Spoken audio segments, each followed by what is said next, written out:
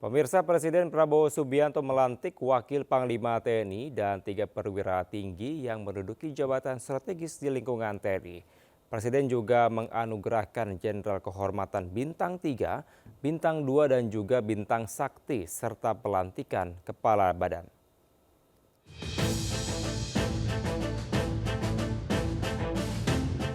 Presiden Prabowo Subianto bersama Wakil Presiden Gibran Rakabuming Raka dan jajaran Kabinet Merah Putih lainnya menghadiri upacara gelar pasukan operasional dan kehormatan militer di lapangan udara Suparlan di Pusdiklatsus Komando Pasukan Khusus Batu Jajar Kabupaten Bandung, Jawa Barat.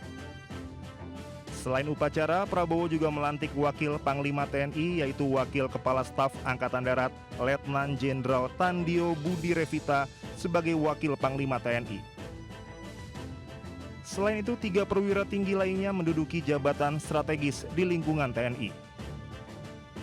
Saya titip saudara-saudara sekalian, jaga pasukanmu sebaik-baiknya, bina anak buahmu sebaik-baiknya. Anak buahmu adalah bagaikan anak kandungmu sendiri. Pimpin dengan baik, jaga mereka dengan baik, latih mereka dengan baik, latih mereka dengan keras, tapi tidak dengan kekejaman. Selain itu, Prabowo juga memberikan penghargaan anugerah Jenderal Kehormatan Bintang 3, Bintang 2, dan Bintang Sakti serta pelantikan Kepala Badan. Upacara ini melibatkan 27.000 lebih prajurit TNI. Dalam upacara, TNI gabungan menampilkan pula berbagai atraksi dan simulasi tempur dari unsur kesatuan. Pameran dengan menampilkan beragam alutsista yang dimiliki TNI seperti tank Leopard, tank Harimau, dan tank Marder juga disuguhkan untuk warga yang datang mengikuti upacara. Dari Bandung, Jawa Barat, Yanuar Candika Anyus melaporkan. Pemirsa, meski 80 tahun Indonesia merdeka, sayangnya pembangunan belum juga merata. Seperti dialami warga di pelosok desa Lasa, Kabupaten Mamuju, Sulawesi Barat, warga sakit harus ditandu sejauh 30 km akibat kondisi jalan yang rusak parah.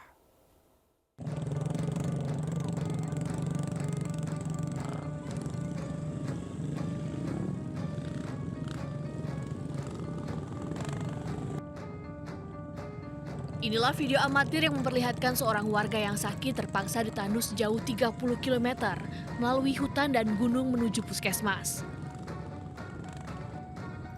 Kejadian memilukan ini terjadi di Desa Lasa, Kecamatan Kalumpang, Kabupaten Mamuju, Sulawesi Barat. Puluhan warga bergantian menandu pasien dengan alat seadanya, melewati lereng-lereng gunung dari siang hingga malam hari, dengan penerangan seadanya dan penerangan beberapa lampu motor.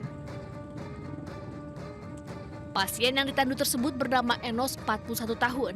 Ia sempat dirawat di puskesmas, kemudian langsung dirujuk ke Rumah Sakit Mitra Mamuju karena kondisi pasien sakit parah. Pasien terpaksa ditandu keluarga karena akses jalan yang rusak parah dan tidak bisa dilalui kendaraan sama sekali. Menjadi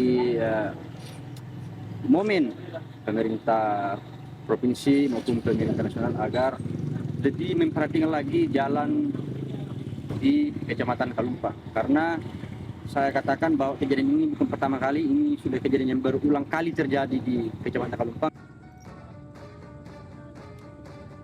Kondisi seperti ini sudah dialami warga di Kecamatan Kalumpang secara turun-temurun. Setiap warga sakit ditandu sejauh puluhan kilometer.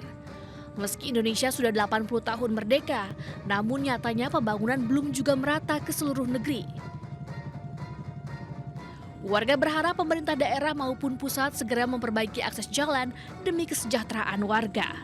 Dari Mamuju, Sulawesi Barat, Frendi Anyus melaporkan. Seorang buruh jahit di Kabupaten Pekalongan, Jawa Tengah, kaget menerima surat berisi rincian transaksi kena pajak bernilai miliaran rupiah. Tagihan tersebut diduga berasal dari transaksi pembelian kain di tahun 2021 lalu. Padahal yang bersangkutan mengaku tidak pernah miliki usaha atau melakukan transaksi tersebut.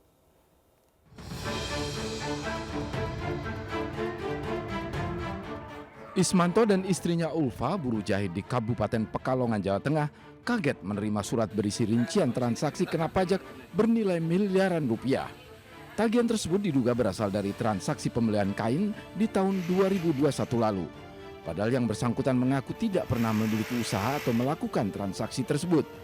Ismanto dan istri diduga menjadi korban dari sebuah transaksi senilai total 2,9 miliar rupiah yang terkena pajak. Mereka berharap pihak berwenang dapat mengusut dugaan penyalahgunaan identitas ini. Reaksi saya kaget, Pak. Saya kan cuma buruh harian lepas ini kayak gini, jahit kayak gini. Ya protes, Pak. Reaksinya gimana mereka? Protes ya petugas pajak memaklumi. Nggak percaya. Masa rumah kayak gini kok tagihan pajaknya sebesar gitu. Kepala KKP Pratama Pekalongan Subandi membenarkan adanya kunjungan petugas pajak ke rumah wajib pajak tersebut.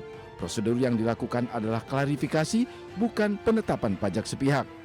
Data administrasi kami murmur dari pihak ketiga, dalam ini adalah Direktorat Jenderal Pajak, kata bahwa WP yang bersangkutan itu melakukan transaksi dengan salah satu perusahaan senilai 2,9 miliar. Nilai transaksi, bukan nilai pajaknya. Dan itu sebenarnya kami itu datang karena dari surat tersebut belum ada respon. Kami ingin mendatangi, hanya menanyakan sebenarnya klarifikasi, benar enggak sih Pak, Bu, Anda ini melakukan transaksi nilai 2,9 sekali.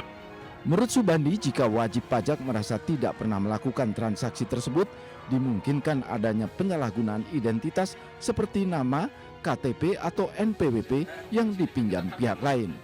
Dari Pekalongan, Jawa Tengah, Suryono Soekarno, iNews melaporkan.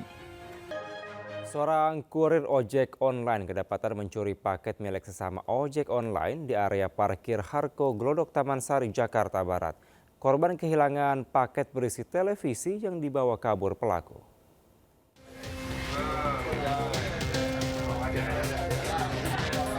Dalam kamera CCTV, seorang pria beraksi mencuri televisi yang terbungkus paket dari sebuah sepeda motor di area parkir Harko Glodok Taman Sari, Jakarta Barat. Paket televisi dibawa seorang kurir ojek online.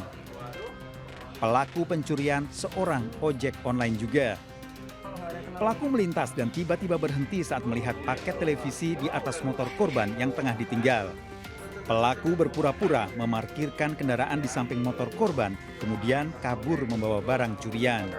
Hati-hati kalau naruh-naruh barang tuh jangan bawa masuk deh, jangan tinggal-tinggal kayak gitu, apalagi pinggir jalan ya kan. Abang sering nggak sih Bang lihat kejadian kayak gini Bang? Belum pernah sih. Baru kali ini ya? Baru kali ini. Korban mengalami kerugian jutaan rupiah dan kasus pencurian sesama ojek online ini tengah diselidiki polisi sektor Taman Sari. Dari Jakarta, Miftahul Gani, iNews melaporkan.